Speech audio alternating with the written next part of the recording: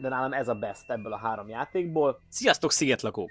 Rangsoroljunk videójátékokat. Első körben a PS4-es polcról válogattam, úgyhogy 3 PS4-es játékot fogok a saját véleményem szerint rangsorolni nektek. Gyertek, nézzük meg, melyik 3 az. A Death Stranding, a Red Dead Redemption 2 és a Ghost of Tsushima. Nálam a 3. helyen a Death Stranding van. Ez egy Kojima játék, elég elborult a sztoria, úgyhogy nem mindenkinek fog tetszeni. Elég lassú a sztori, de annál mélyebb. Aki pedig szereti Norman Reedus-t, azt pedig mindenki próbálja ki, ha még nem tette.